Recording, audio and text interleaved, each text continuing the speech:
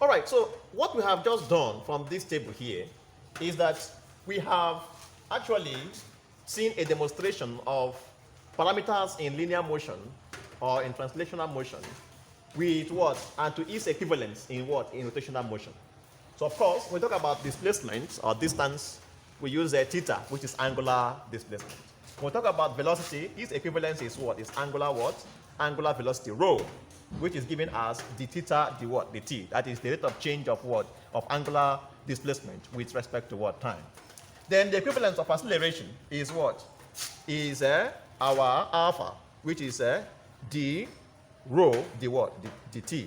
That is given as what? The unit is given as radians per second squared. Please take note.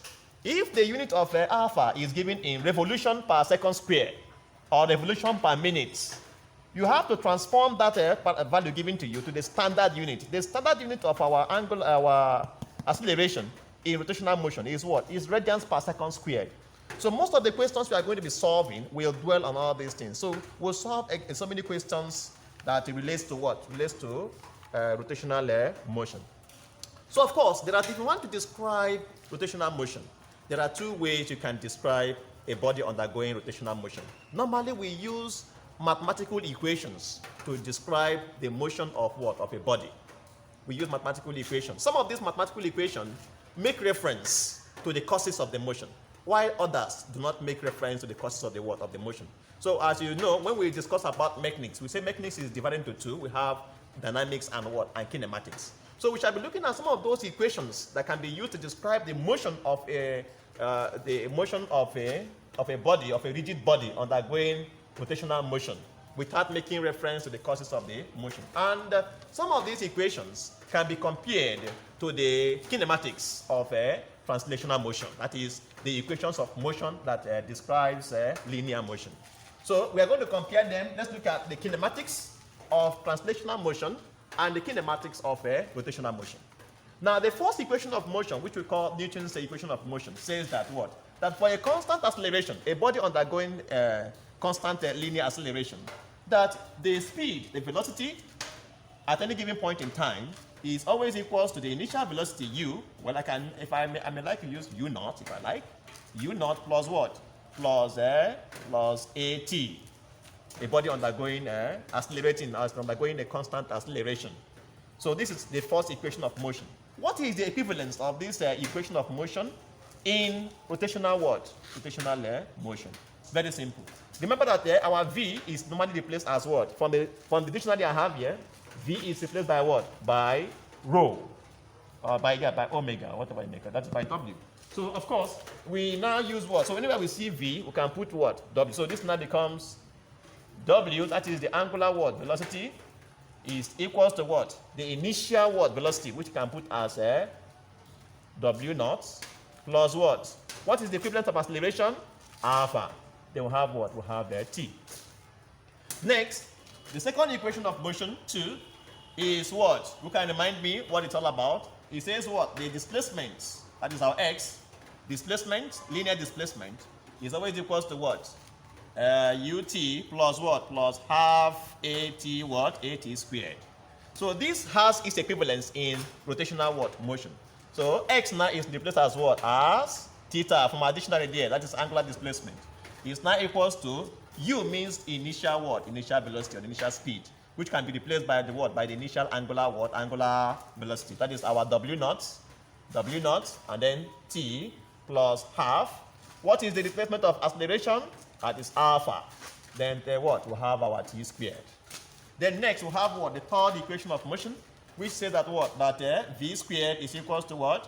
U squared plus 2ax. Or you can use, let us use x here, since we are using x to represent displacement.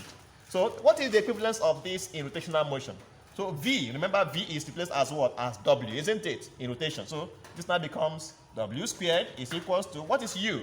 Initial velocity is what? Is w naught squared. Now let's just put u naught, w naught squared plus what? Plus 2, our alpha what? Alpha x. And then the last one says what? That's the last one, 4, is that what? That total distance covered is equals to what? The average velocity, u plus v over 2, multiply the what? By the time t taken. So the same thing happens here. Our theta, replacing x, is now equals to, what's our u naught? Our u naught is w naught plus what? Plus w over what? Over 2 times what? Times t. So these equations we have here can be used to describe the what?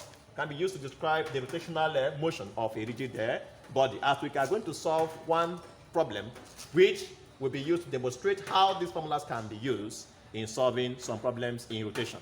So the first question I have, which I'm going to write down for you, the first question I have, which we are going to write down for you now, is this. An exercise or an example which is taken from the material. So you can write down. So this is now example 1. This example says that a gramophone record takes 4.0 seconds to reach its constant what? Angular velocity of what? Of 60 revolution per what? Per minute. Angular velocity of 60 revolution per minute. From rest, full stop.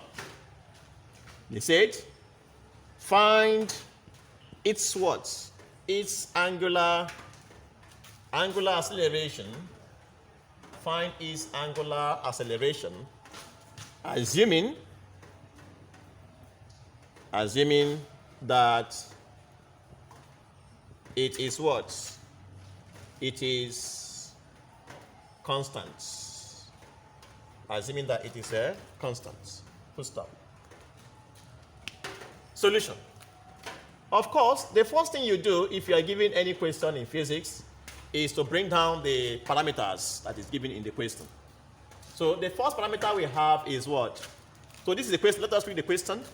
The question says that a gramophone record takes 4.0 seconds to reach its constant angular velocity of what? Of 60 revolution per what? Per minute. So this is the angular velocity given. So we are given the angular velocity from what? From where? From rest. From rest. So the time t given to us, we are given that the time t is equals to 4.0 seconds. That is 4.0x. And we're also given the what? The angular what? Velocity. Our angular velocity rho is equals to what? 60 revolution per what? Per minute. But remember that angular velocity is normally measured, the unit is given in what? Radians per what? Per second. So we have to convert this value given to us to the standard unit, because revolution per minute is not the standard unit. That is another way you can measure angular velocity. So, but remember that one revolution is equals to what? 360 degrees. And 360 degrees is equals to what? Is equals to 2 pi in radians. In the same vein, we can convert the minutes to seconds.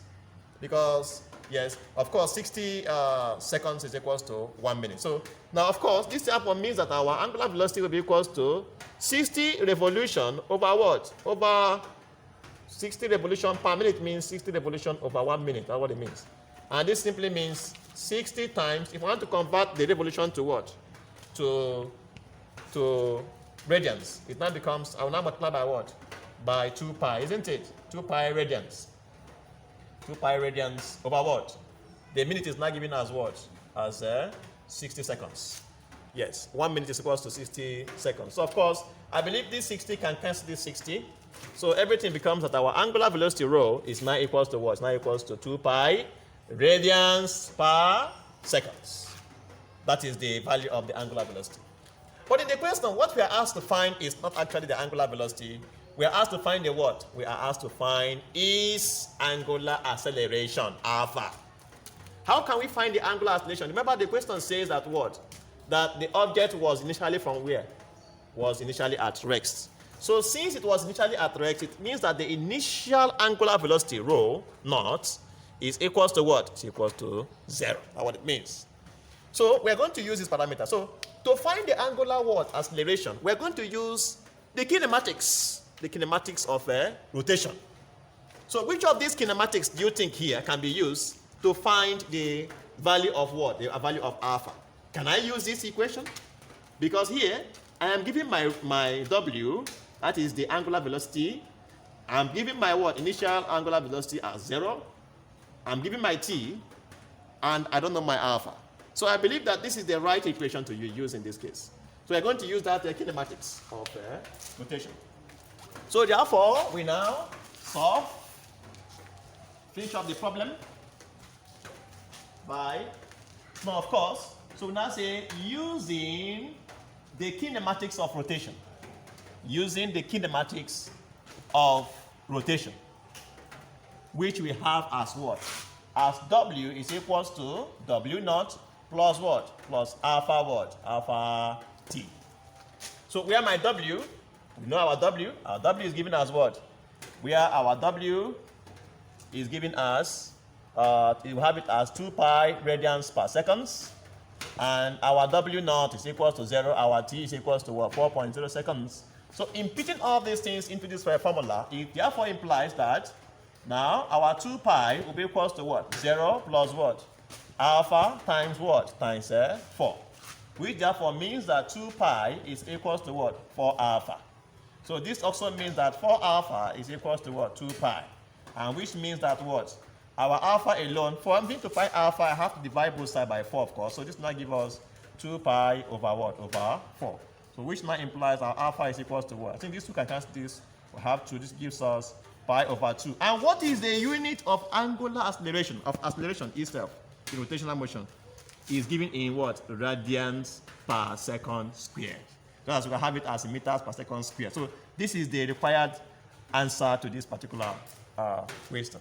So, but if you look at this problem, we have used this equation to describe the motion of this body undergoing rotational motion. We have used this equation to describe this motion, or this rotational motion. But nevertheless, there's something you have to understand, that this equation does not put into consideration the causes of the what? What caused that object to rotate? If you want a body to rotate, there are some things you have to do before that body can rotate. It is also important to note that in the world of translational motion, or in the world of translation, or one-dimensional motion, force is everything. If you want a body to stop moving, you simply have to apply force on it. And that force can easily stop that particular body. If you want a body that is at rest to start motion, or to start moving, or to stop moving, what you simply do is you apply what? You apply force on it. But in the world of rotation, I want to let you know that force is not everything. Force is not what? Everything. Because you might apply a particular amount of force and still that body will refuse to what? Rotate. So we are going to look at what are those things that can cause a body to start what? Rotating. The forces that causes what? A body to do what? Rotate. The force that causes rotational what? Effect. So of course, you see that I have a small demonstration here. If I have this bottle and I wish to open this bottle, of course, maybe if I'm a blind man, maybe, of course, maybe I'm not seeing what is really happening here. What I will simply do, I have two choices. I may decide to pull the cover, try to see if I can apply any amount of force to pull the cover of this. But you will observe that no matter the amount of force I apply, the forces could not cause any turning effect. But if I apply a force in this direction, a small force, look at it, don't need to take much effort, just small force.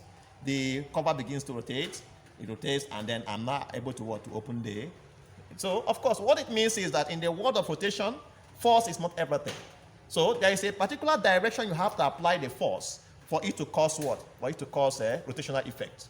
If you apply it in the wrong direction, it will not cause rotational effect. So, these are the things. So, what is actually responsible for turning or for rotating a body is what we call the torque. It's what we call what? The what? The torque.